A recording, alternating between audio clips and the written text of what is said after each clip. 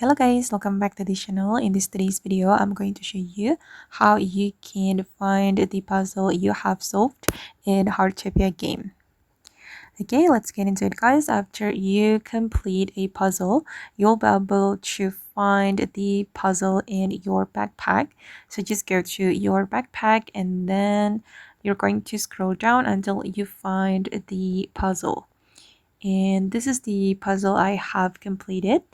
And then if you want to place it in your house, you can select this house icon and then you can place the puzzle on the wall.